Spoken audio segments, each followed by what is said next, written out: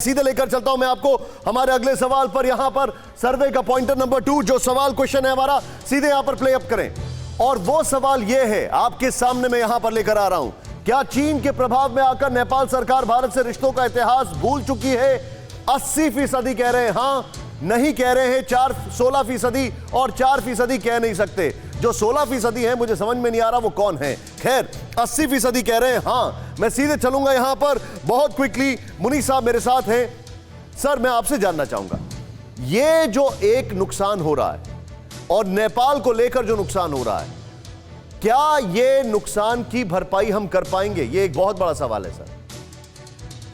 देखिए, नुकसान की भरपाई तो नेपाल की जनता करेगी, हमें करने की जरूरत नहीं है जी। और दूसरी बात यह है कि हमें जनता से संपर्क बनाकर रखना चाहिए, जनता को अपने साथ रखना चाहिए जी।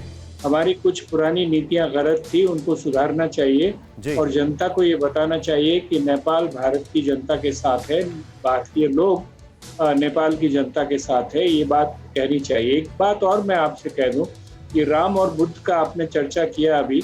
राम उस वक्त थे जिस वक्त आज का नेपाल था ही नहीं।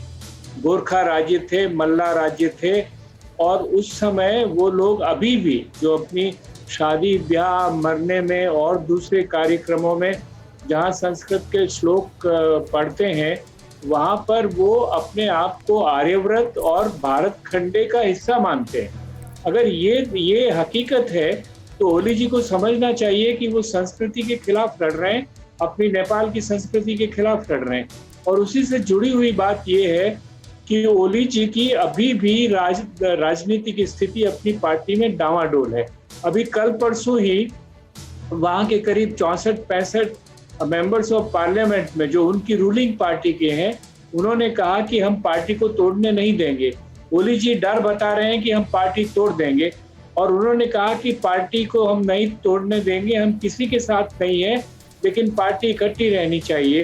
तो ओली जी को ये सबक भी समझ में आ रहा है कि उनकी अपनी पार्टी का जो बड़ा हिस्सा तबका है वो उनके साथ नहीं है। और जब से ये उठा है तब उन्होंने, आप देखते हैं एक बुद्ध का सवाल भी उठ गया है वहां पर बीच में।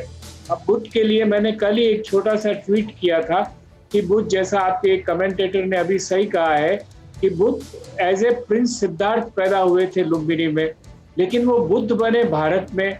और सारी दुनिया ये जानती है कि बुद्ध धर्म का उद्भव भारत से हुआ है। तो इस तरह की बातें करके वो बरगला रहे हैं लोगों को और ये भ्रम पैदा कर कि वो पॉलिटिक्स में लेकिन आपको सुन के हैरानी होगी, भारत का स्टैंड हम लोग बात कर रहे हैं मुनीस साहब, भारत का स्टैंड का सबसे बड़ा एग्जाम्पल मैं यहां पर दिखाने जा रहा हूं।